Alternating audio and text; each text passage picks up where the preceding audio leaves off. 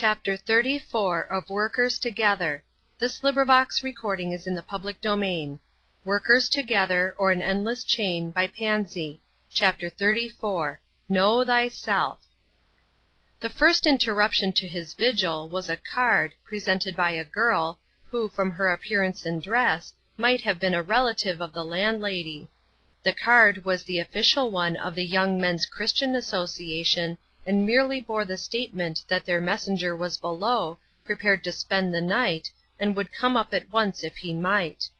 Robert, by this time in a very subdued mood, sent an immediate invitation for him to do so, and a moment thereafter, in answer to the knock, admitted Austin Barrows. "Well," he said, stopping before him in amazement, "is it possible that it is you?" "Why, yes, but I did not know before that it was you. I fell in with some of the young men on Monday evening, and joined the association, and I happened to be in at noon when there came this urgent call for help, so I volunteered to come as soon as business released me."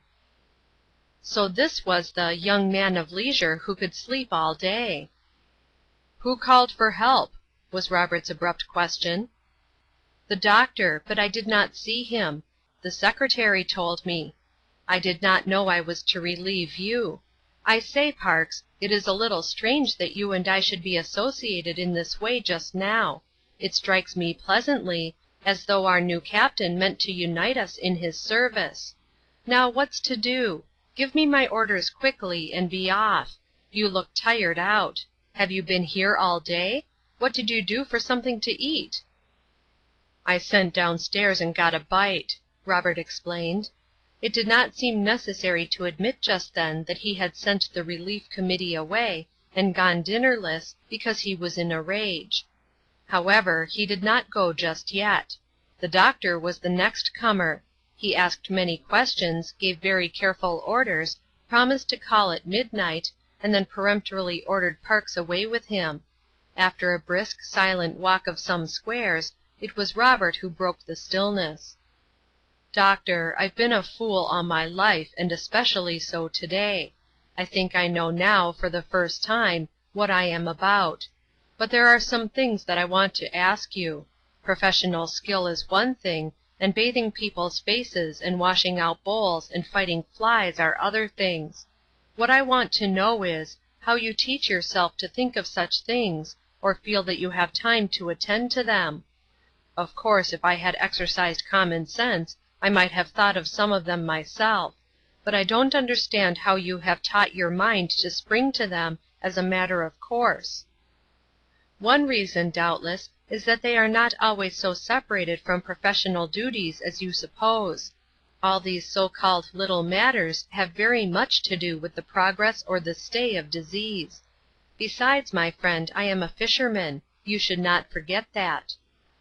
"A fisherman," repeated Robert, unable to follow him in what seemed a sudden transition.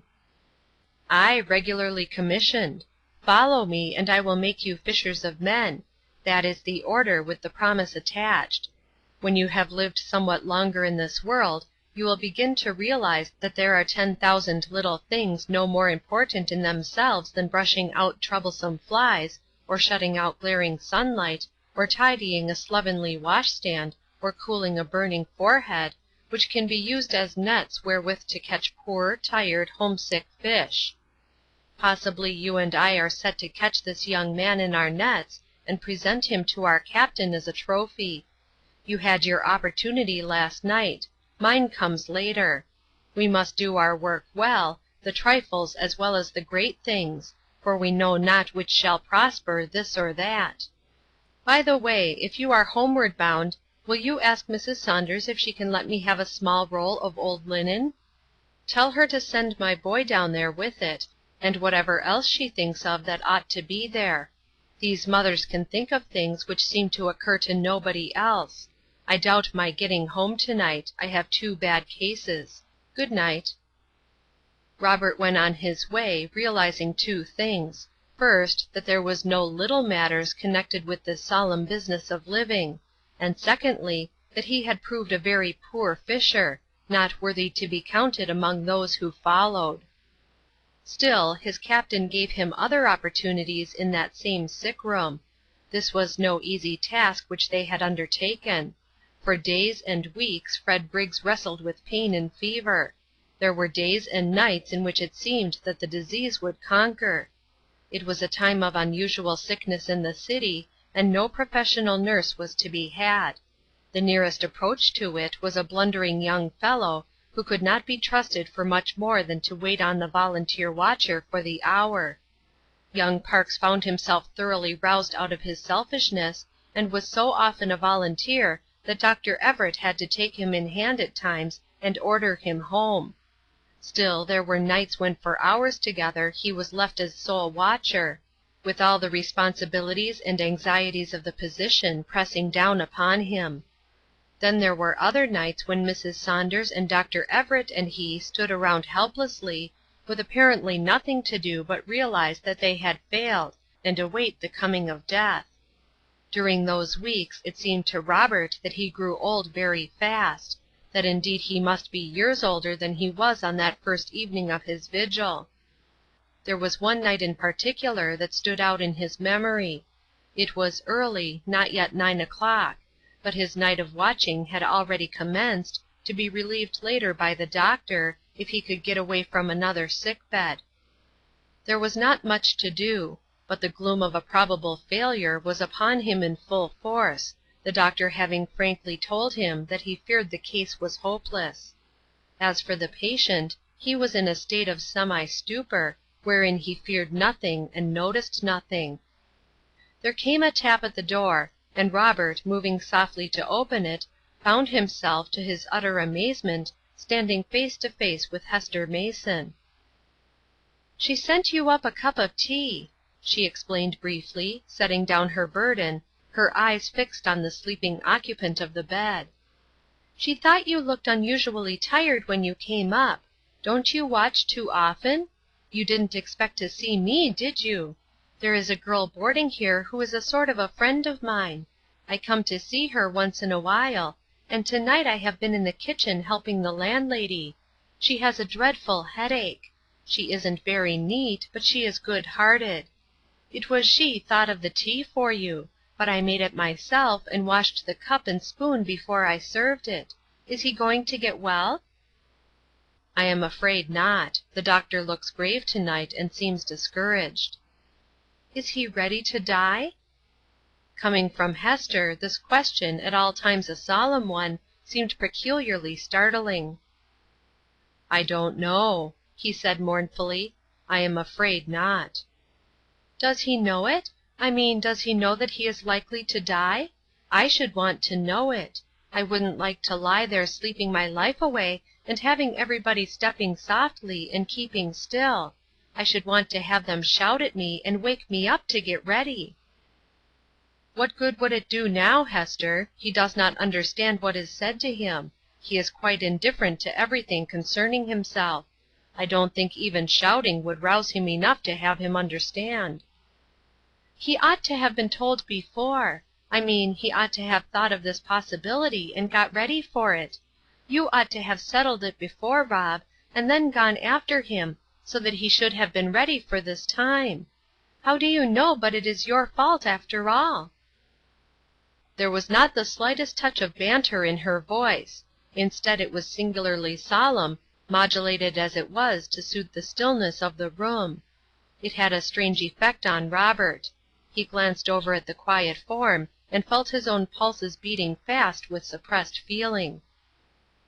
"I do not know but it is," he said at last, speaking tremulously. "I might have helped him. I had opportunities and wasted them. I may have to go around forever after, feeling that I might have introduced him to Christ and did not." "It must be an ugly feeling." She still spoke in that strangely grave tone, her eyes fixed on the bed. Then she turned away with a little sigh, as if the dreary past were unalterable, and said, "Well, you can't help it now, I suppose. You may as well drink your tea. I hope he won't blame you if he dies, and you and he never meet again." "Perhaps he will blame you." Robert felt himself impelled to say these words, and he turned and looked steadily at her. You knew him, Hester. He told me once that he met you at the theater, and had a really gay visit with you. Why may not you be the one to blame when he meets you again?" "I? Who can blame me? I don't belong to the safe people. I am lost myself, you know." "But you know exactly how to be safe, and you know how to point the way to others. How will the fact of your not doing what you might have done relieve you from obligation? Hester, if you lay on a dying bed unready, would I have to think that I was, perhaps, to blame for that too?" "Well, I think you would have to bear some of the blame. I don't suppose that would save me from responsibility, but then there is no telling what you might have coaxed me to do, you know, if you had tried early enough. Still, I don't blame you. Only I do hope I shall not have to be ashamed of you as a Christian. I only know a few people by that name of whom I am not heartily ashamed."